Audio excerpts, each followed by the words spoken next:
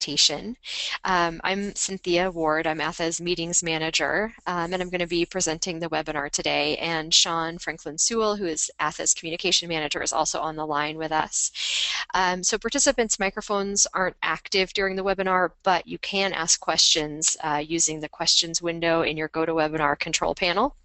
So we'll pause periodically to take questions, but feel free to go ahead and type in questions whenever they occur to you.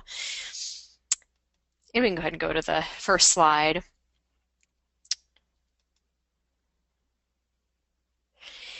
So we hope that this webinar for focus group pre- and post-conference planners will facilitate your planning and proposal process for the 2015 conference.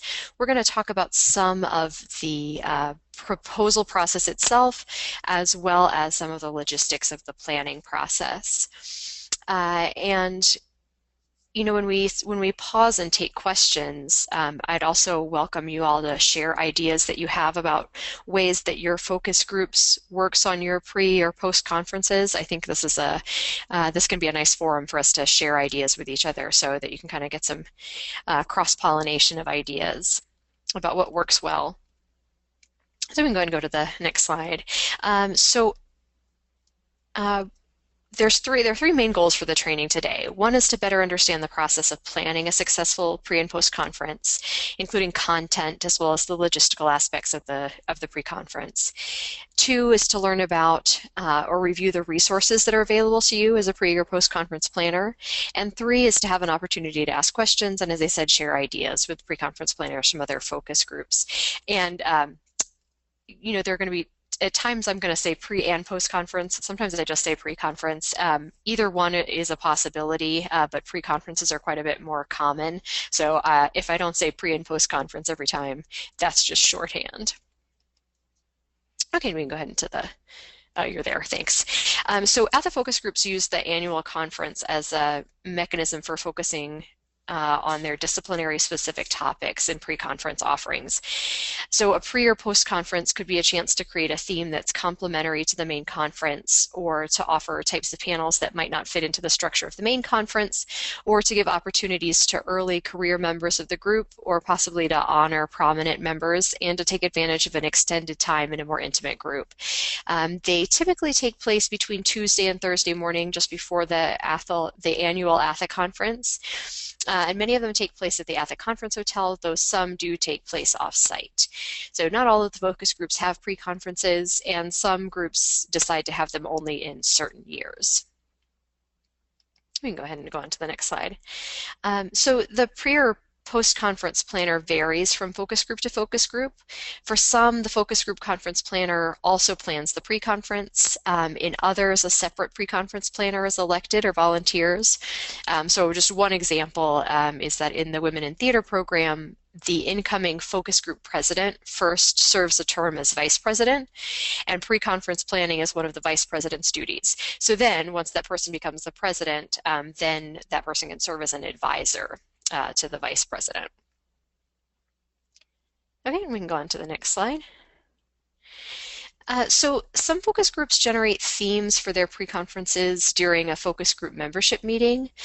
Calls for specific ideas or requests for participation pardon me, might be shared on the focus group's webpage. And sorry, there's still a reference in the slides to the focus group email listserv, and those don't exist anymore, but there are still focus group areas on the website where you can share information. So some focus groups join together to co-sponsor a pre or post-conference, and theme ideas might arise from variations on the main conference theme, or from people or styles or concerns that the focus group wants to highlight. Okay, we can go into the next slide. So we'll pause for a moment here for any questions about the content of the pre or post conference. If you want to share ideas about ways that your focus group plans the pre or post conference, this would be a great time to do that. So again, you can type questions into the questions panel on that GoToWebinar control panel.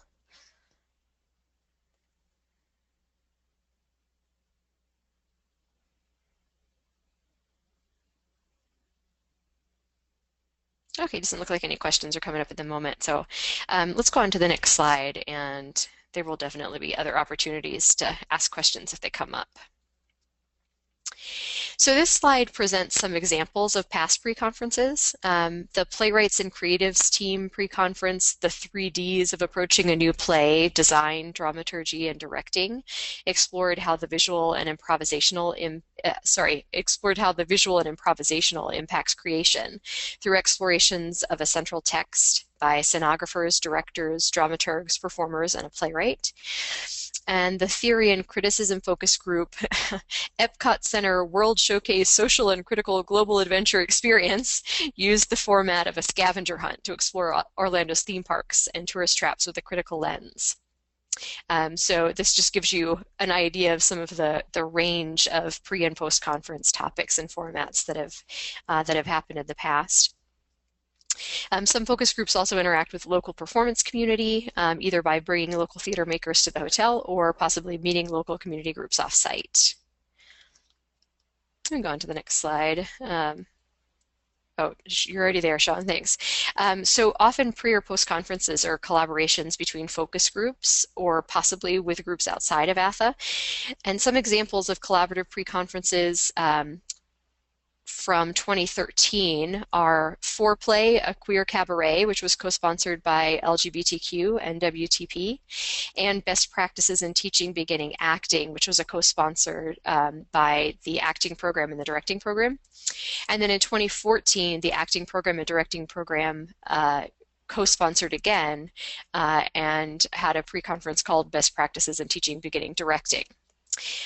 So shared resources is one advantage of a co-sponsored pre or post-conference, and there are also some extra logistical details that you need to consider if you're planning to have a co-sponsored pre-conference. So when you're collaborating with another focus group, you just want to make sure that you make early personal contact with the other people who are planning the pre-conference, and just make sure you consider how you want to collaborate. So for example, do you want to focus on specific shared activities or performers? Those are the kinds of things you want to be thinking about. Okay, we can go on to the next slide. So for the 2014 conference, there's a change in the the 2015 conference, there's a change in the deadlines.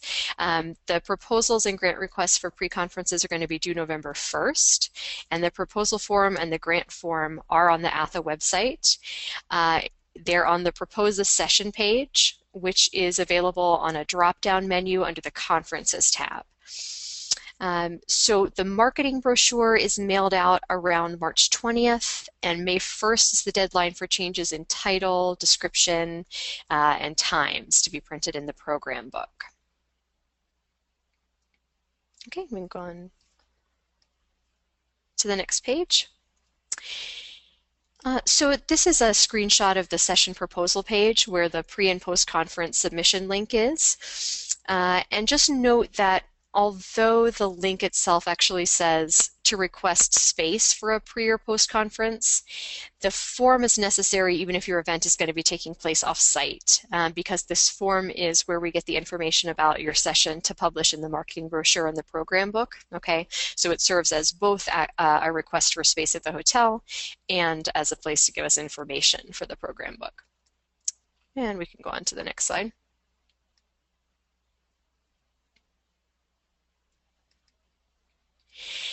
So if your event is co-sponsored, you'll have a chance to enter that information a little later on the form.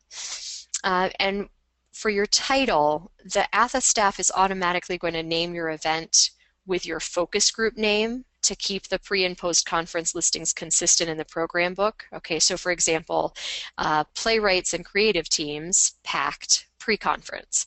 So for the title, you can simply enter any subtitle that you want to add on to that. Okay, and after answering these questions, you'll click the Submit button on the bottom of the screen and you'll be taken to the second page of the form.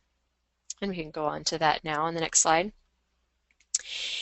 So this screenshot shows you the form and lets you know some of the logistical questions that you'll need to have answered before you start filling out your proposal form.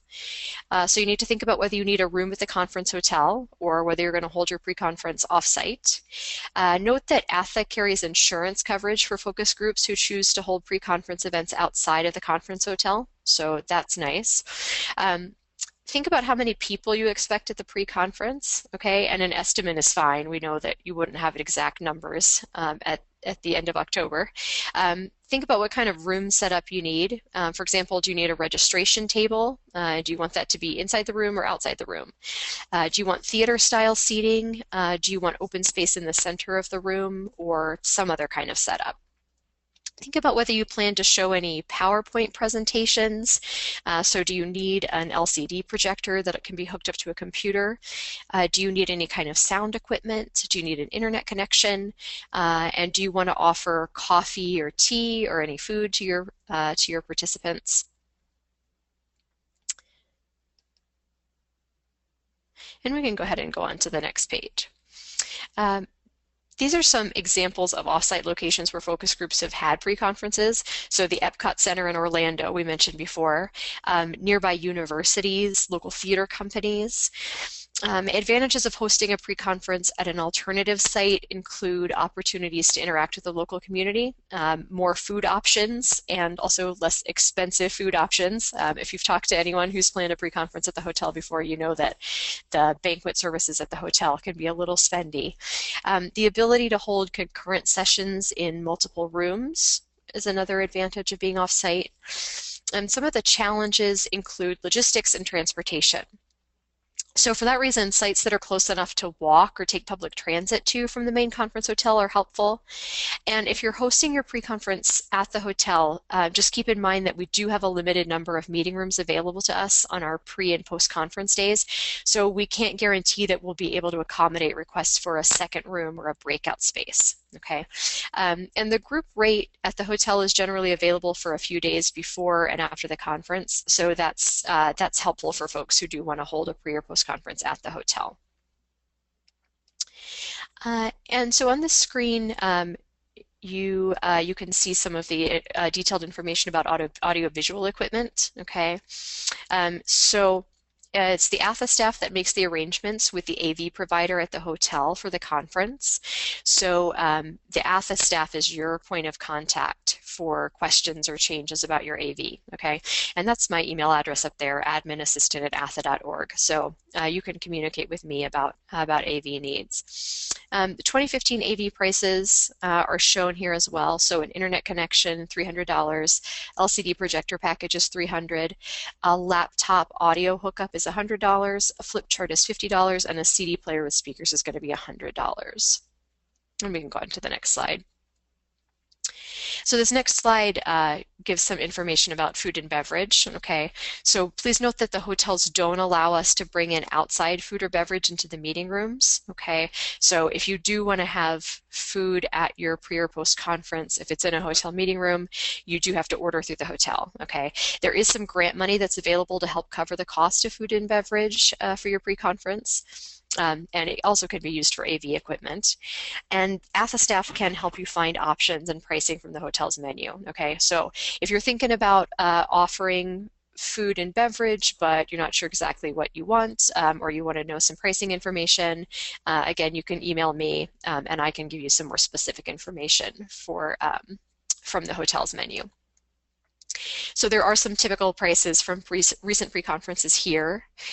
So that just gives you an idea about the prices, right? So as I mentioned, it can be a little expensive. So if you want to do something like have a full meal together, you might consider going to one of the restaurants inside the hotel or nearby the hotel as an alternative to trying to pay for a fully catered dinner.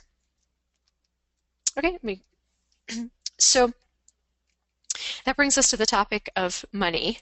And so as I mentioned, ATHE grants are one source of funding for pre-conferences.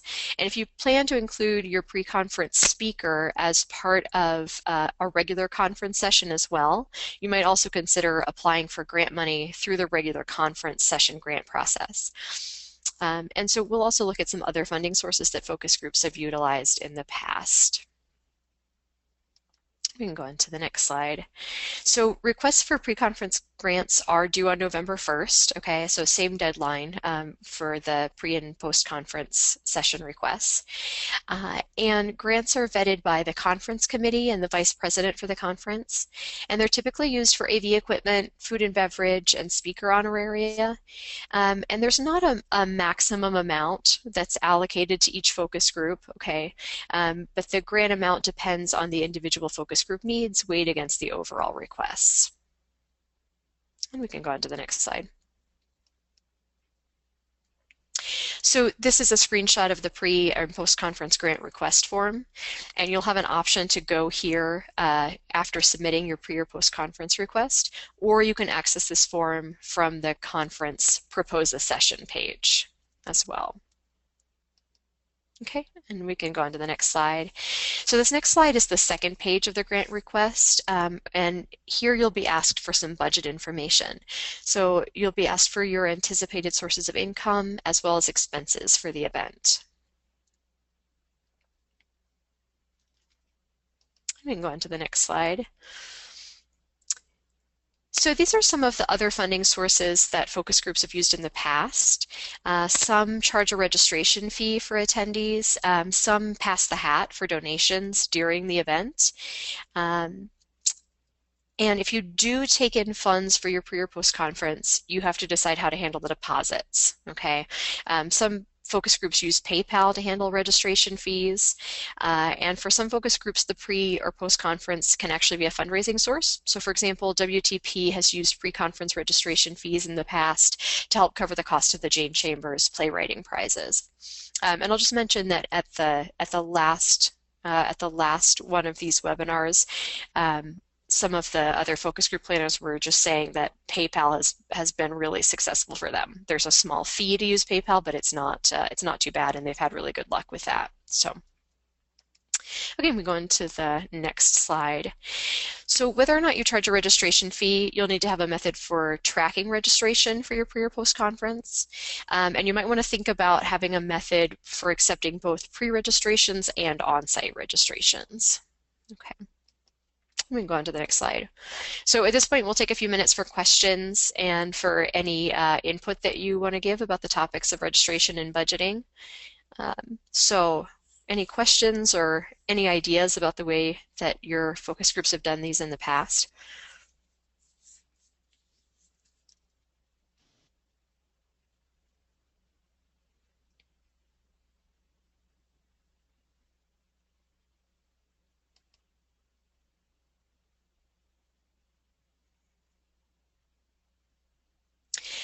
Jennifer's asking, do you get any kind of confirmation when you submit the application? You should get a thank you page, and you should get a submission number. And you'll also have an opportunity to print your submission after you're done so that you can save what you submitted.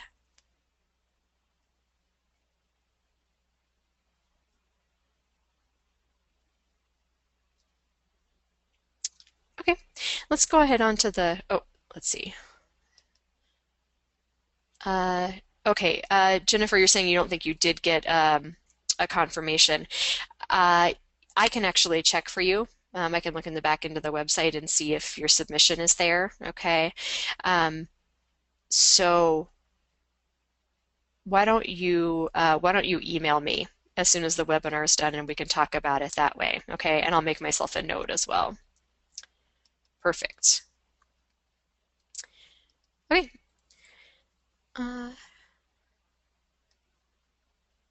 So we'll go on to talk a little bit about publicizing the pre and post conference. If you have any other questions come up, please feel free to keep typing those in. So your focus group space on the ATHE website is a great place to post announcements about your pre and post conference. And if you don't have access to that, your focus group representative does, okay? You can post messages to the ATHE listserv as well. So that's a listserv that goes out to people who've opted to receive emails related to ATHE.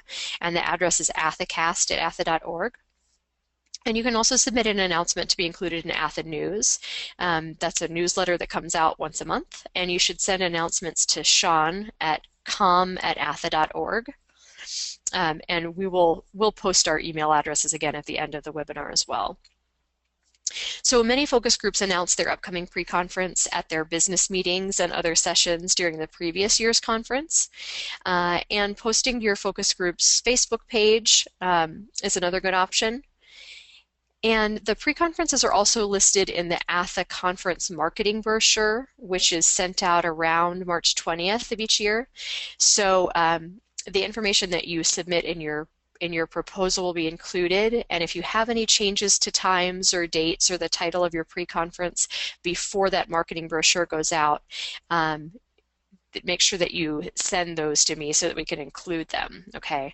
And again, that deadline is not exactly the same from year to year, but it's best to submit those before February 15th to make sure that they get included in the brochure, okay? And the pre or post-conference planners' contact information will be included in the marketing brochure listing, so people who are interested in your event will be able to contact you. Okay, and we can go on to the next slide. So any other ideas or questions that you all want to share about publicizing pre and post conferences?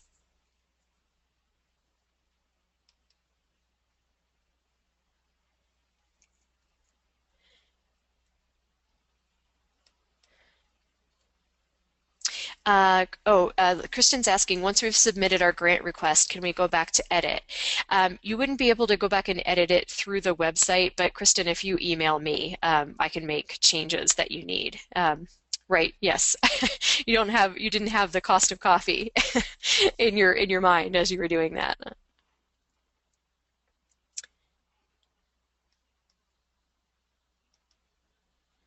Okay.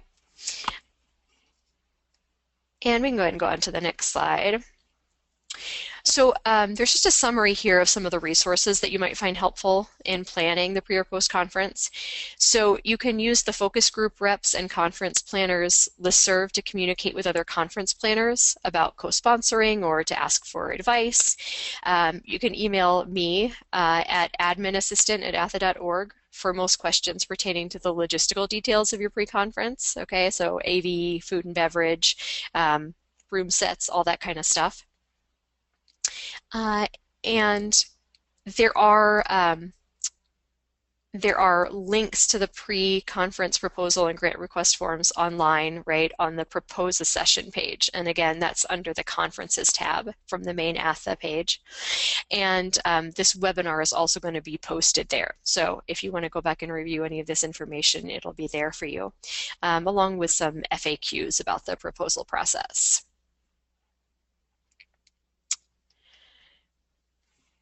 Okay, so any last questions or thoughts that have come up that you want to share before we close?